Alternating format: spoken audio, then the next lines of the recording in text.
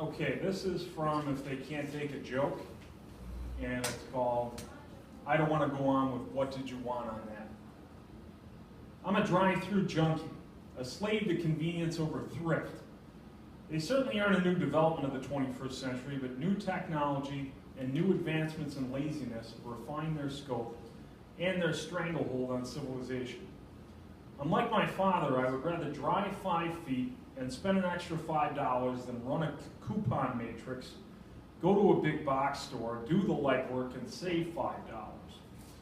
If somebody was smart and enterprising, they'd open a convenience store next door to my apartment and mark every item in the store up by 500%. Hell, I'd buy a gallon of milk and a loaf of bread for $20 if it meant I didn't have to get changed or get into my car.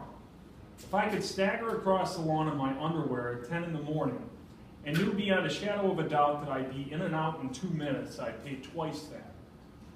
The first year I moved into an apartment at the tender age of 26, I had fast food every day of the week for an entire year. To no one's surprise but my own, I gained 45 pounds. Supersized burger packs, bags of burritos, pizzas, and foot-long subs dripping with grease. Work and social life were demanding enough that I couldn't be bothered with preparing a meal at home. I was still intimidated by grocery stores at the time and would rather put it off for months at a time than fill out a list and divine the food aisles. I knew every monster combo at every national chain in a 60-mile radius. In retrospect, it would have been cheaper to install a deep frying basket in the passenger seat. My finances were horrible too, so that was one of the few treats I'd lavish myself with after working a 40-hour week. A 10-pound bag of French fries, a triple-decker hamburger, slathered with mayonnaise or catsup processed from ostrich meat and small orphans, for all that I knew, or all any of us know for that matter, and a 78-ounce urinator of soda. That's one drive-through habit I had to ban because my waistline was climbing and I refused to wear sweatpants. The service sucks at the chain restaurants. They get your order wrong 11 times out of 10, forget things, and most likely spit on every other person's burger. ATM machines are a beautiful thing. The rest of the waking world that uses them, on the other hand, are not. Automatic tellers save you the agony of having to walk into the bank, fill out a slip, and wait in line. Old people like going into the human interaction portion of the transaction. I don't. I haven't seen the inside of my bank since I opened an account with them 15 years ago. The interior could be decorated in day-glow pink, and the tellers could be wearing gorilla masks and shooting $20 bills out of potato cannons. I can't be bothered to go in and find out, though. Give me the drive-through any day of the week. I'm the fastest pin in the East. I can make a withdrawal, a transfer, and a deposit before most jackasses can get their cards out of the holster. Let's have a little etiquette lesson, shall we? Make your transaction expediently. That means fast, because that's what drive-thrus are for. Make sure it's not more than 3 transactions like the placard says on the goddamn machine. And this is important here. As soon as you are done with your transaction, drive away from the machine.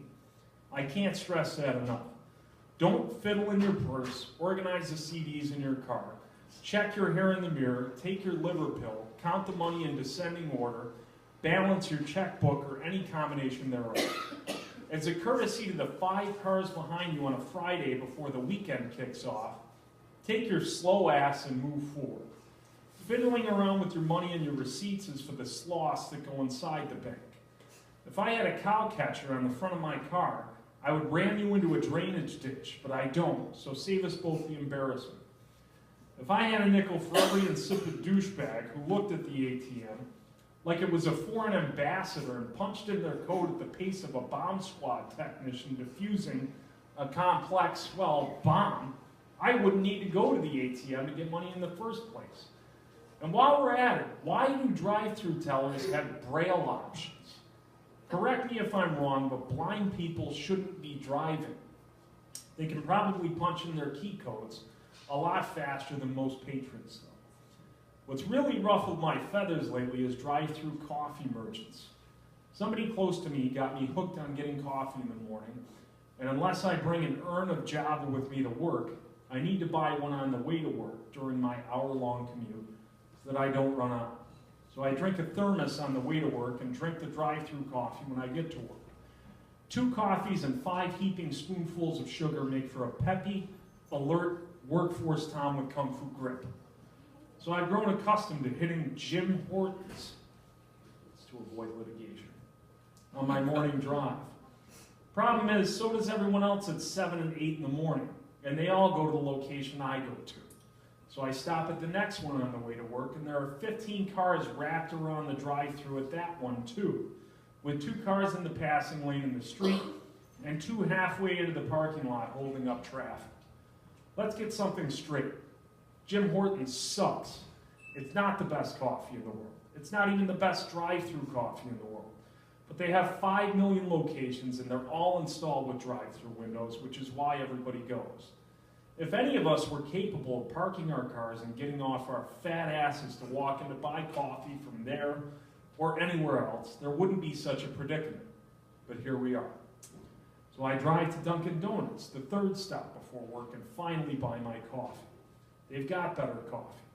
The drive-thru isn't what you'd call lightning quick, but less people go there because most coffee drinkers are too stupid to do the math in their head while they're waiting behind 14 other cars in Jimmy Ho's drive-thru.